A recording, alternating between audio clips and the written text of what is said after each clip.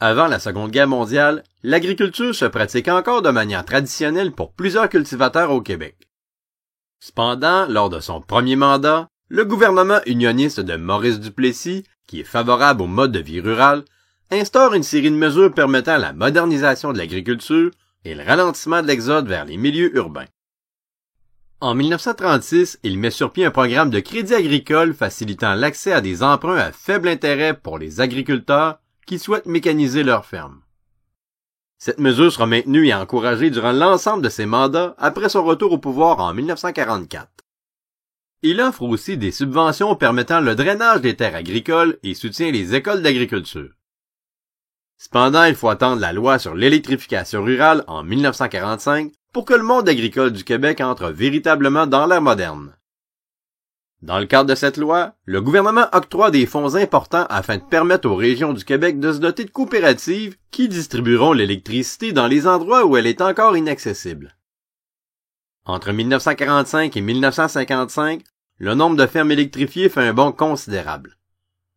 En plus d'offrir au monde rural des commodités modernes, l'électrification rurale permet aux agriculteurs de moderniser leurs équipements et d'améliorer leur rendement par le fait même.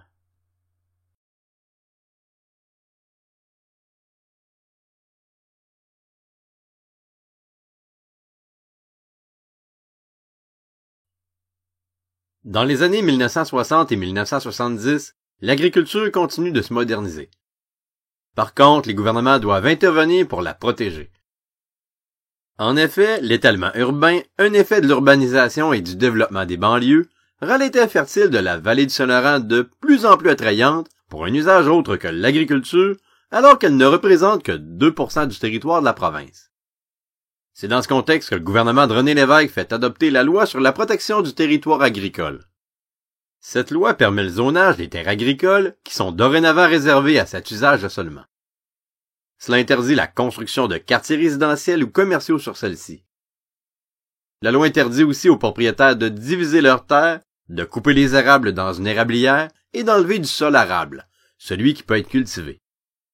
Pour s'assurer de l'application de la loi, la Commission de protection du territoire agricole du Québec est mise sur pied. L'année suivante, le gouvernement fait adopter une loi qui interdit à un non-résident d'acheter une terre agricole, ce qui permet d'éviter que certains spéculateurs n'achètent des terres agricoles qu'avec l'intention de les revendre à profit.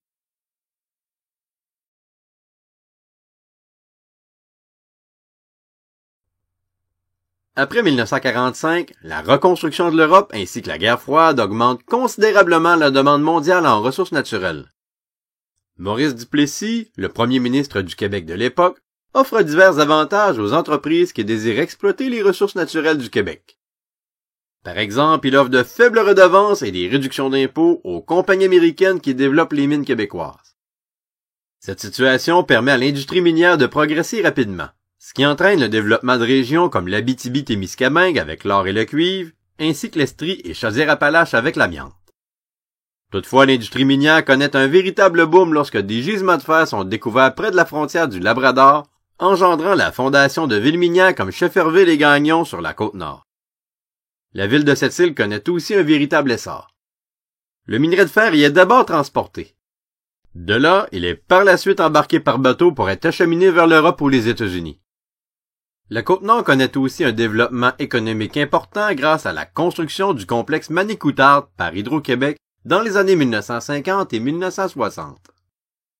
Dans les années 1970, le choc pétrolier ainsi que la constante hausse de la consommation d'électricité des Québécois rendent nécessaire le projet de la baie James, une série d'aménagements hydroélectriques réalisés sur les immenses rivières de la Jamésie au nord du Québec. La construction de ce méga-complexe hydroélectrique est d'autant plus importante puisqu'il crée de l'emploi à des milliers de travailleurs à un moment où le chômage est élevé. Bien que positif pour l'économie de la province, le projet du siècle entraîne le détournement de plusieurs rivières importantes, ce qui n'est pas sans conséquence pour le milieu naturel ainsi que pour les Autochtones.